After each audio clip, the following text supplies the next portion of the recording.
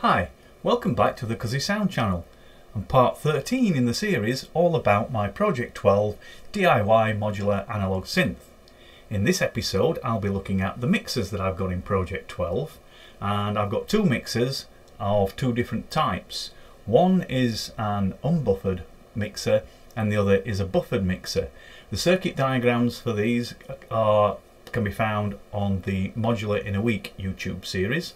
I'll put the link in the description for that, so you can go and check out the circuit diagrams there. I won't be going into great detail over the circuits, but I will be showing you the stripboard layouts that I use to build the circuits, and I will be demonstrating how they can be used within a modular system. So I've said there's a unbuffered and a buffered. What's the difference?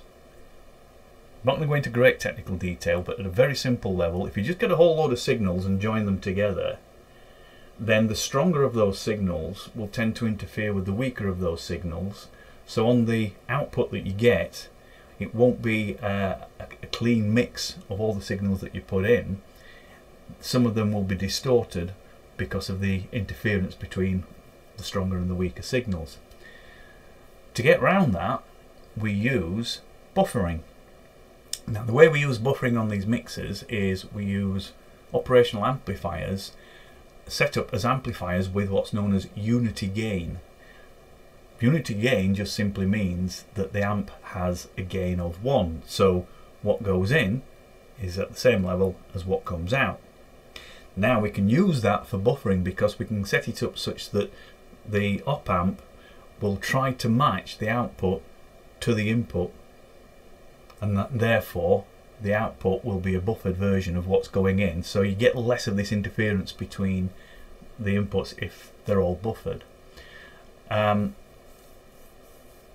way around having to buffer all of the inputs for the unbuffered mixer is that if you start with a buffered output on a module, for instance a VCO, then generally you can get away with putting that through an unbuffered mixer. So there's an argument for having either or both within your modular system, and I've chosen to have both. So I'm going to start by looking at the buffered mixer. It was the first one that I built, and we'll go over to the synth and we'll have a look at it in a little bit closer detail. But as I say, you can get the circuit diagram from Modular In A, but the layout that I used looks like this. So you can see that I've got 3 inputs there.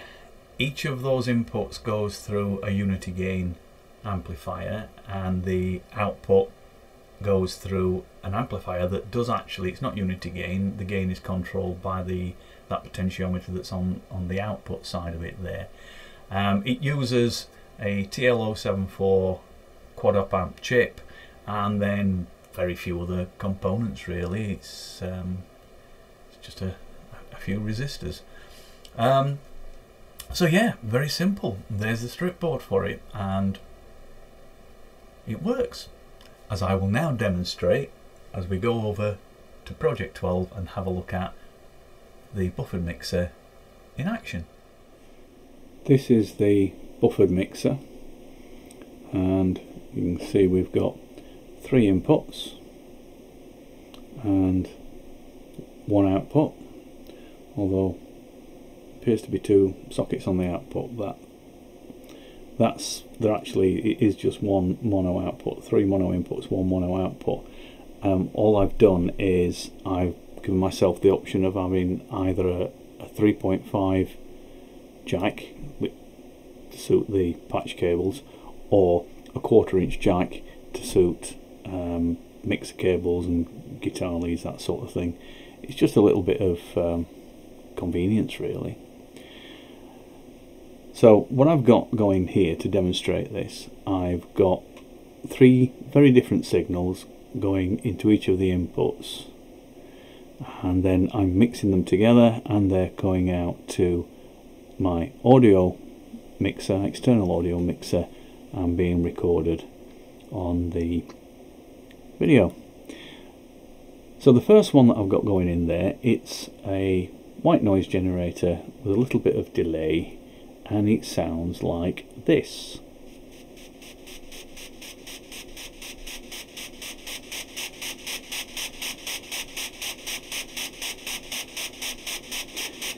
into the second channel, I've got a bass line running on the beat step, and it's coming from a 4046 VCO and going through a VCF, and it sounds like this.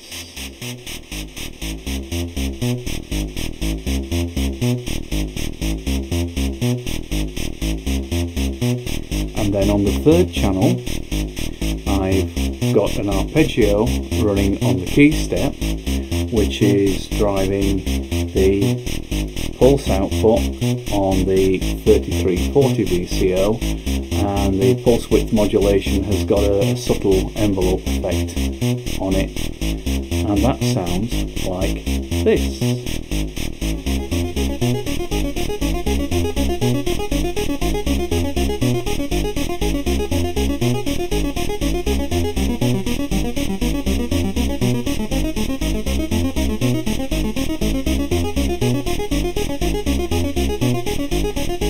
Then I can fade them all out together on the single fader output.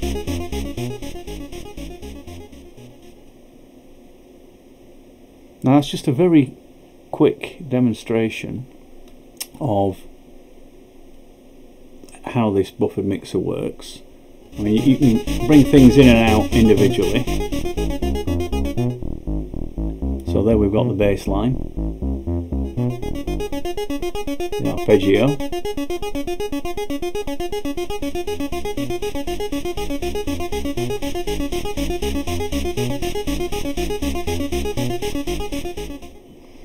so all I'm using it for there is to mix audio signals to give me a single mono audio output. You could use the mixer if you've got any signals that you want to mix together and then send them simultaneously to something else. For instance, you could mix a couple of signals together and put them through a common filter, VCF, or a delay unit like effects unit like the delay or distortion or whatever. So yeah, really useful utility module to have in your system. So there you go, that's the 3-channel buffered mixer.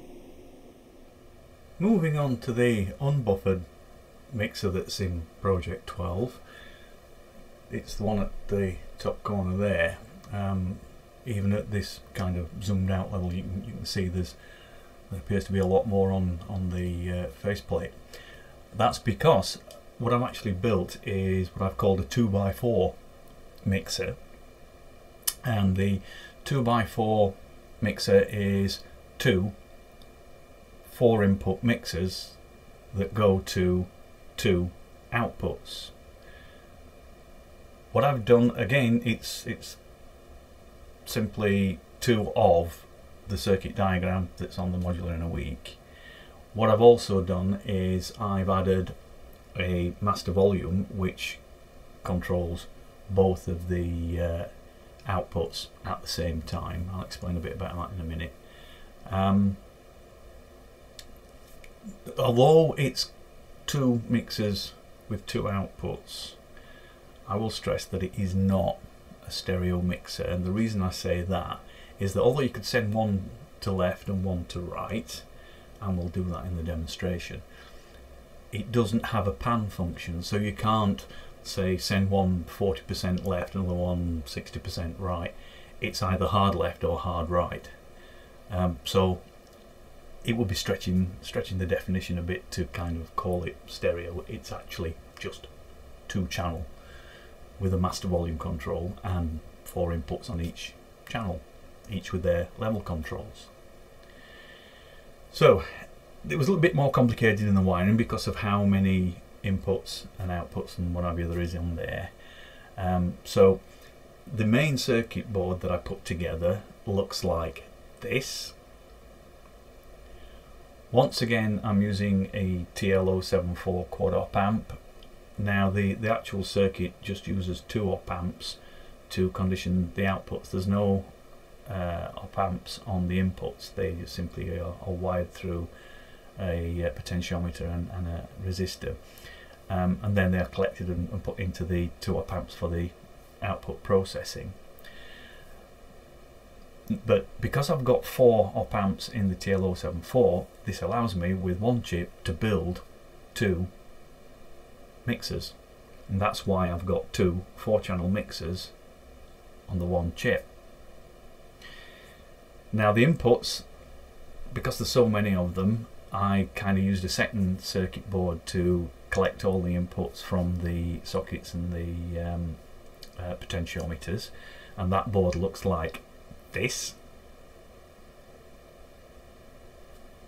So it's just a whole, it's a board that basically is just collecting a whole load of wires from the inputs, putting them through resistors, and then giving them to, you know, output 1, output 2. I think I might have called it left and right on this, but again, that's just relative positions, not a reference to stereo, like I said earlier.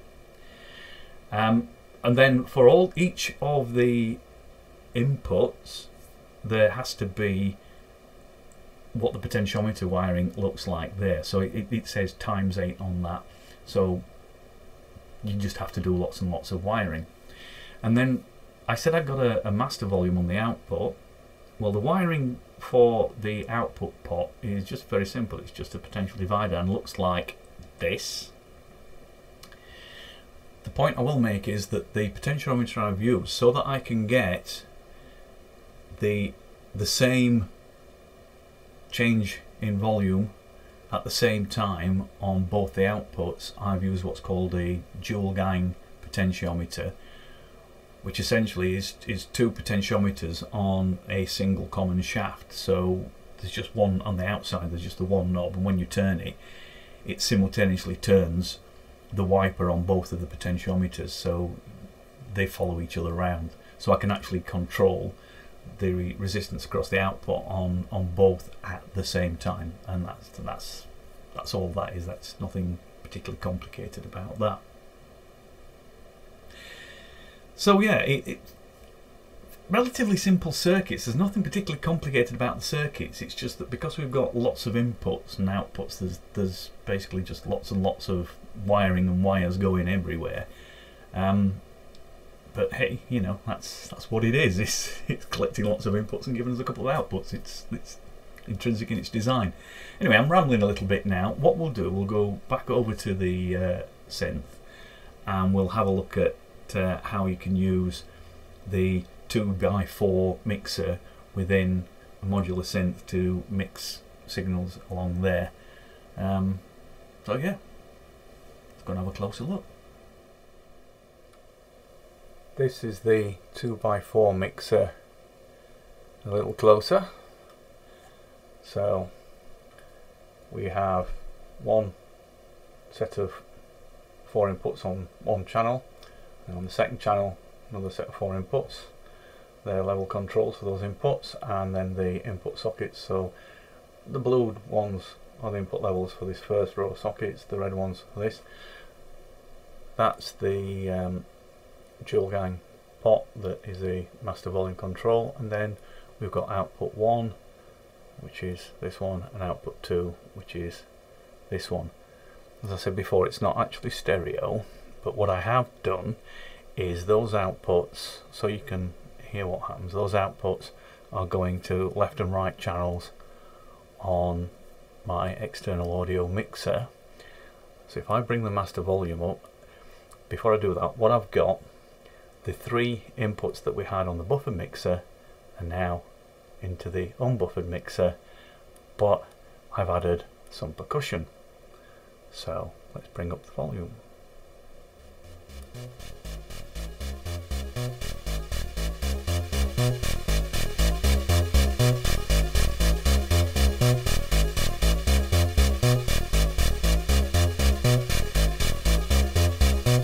Hoping that what you're picking up is that we have some of the things coming out hard left and some of the things coming out hard right. Now if I kill what's going into channel 2,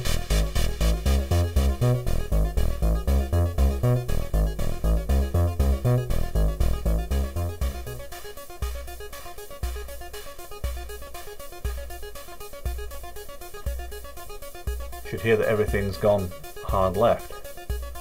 So bring this back in. That's actually my snare drum. Bring this one back in. That's the bass line that we had earlier. And this one should be the noise that we had earlier. Knock this lot down. There's nothing on channel 1 of that one, so there's no point.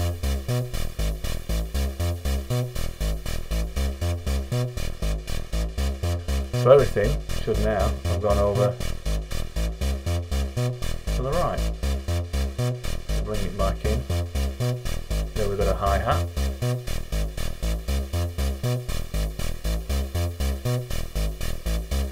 There we've got a kick drum.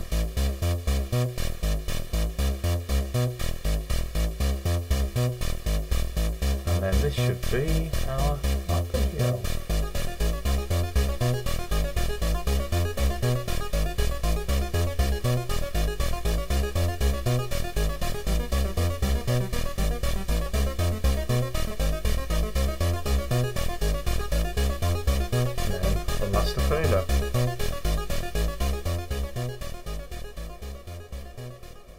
And that is the 2x4 mixer.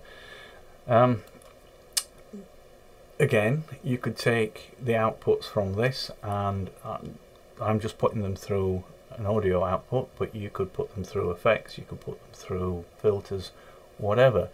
So two really useful utility modules to have in your modular system. Where you can safely combine signals and then send them the combined signal off on whatever path you want to send it, whether it's through effects, filters, or out to an audio channel. Really simple circuits, relatively inexpensive. This one, there's what is there on there? There's 9 potentiometers and 10 sockets, so that's where the money goes. The actual circuits, as we've seen, are really simple with inexpensive components, and it just takes a bit of time putting it together. Even with the cost of all of these potentiometers and sockets and things, building something like this is probably a quarter of the cost of a cheap external 8x2 mixer, or 2x4 as I've called this one. 8x2 would be 8 channels into 2, which is basically what we've got here. But yeah, I once again I'm rambling as per usual. I've given you a link to the circuit diagrams. I've shown you my stripboard layouts, which, as you can hear, actually work for me. As I've said, they're relatively inexpensive but really useful, so go on, have a go, build your own.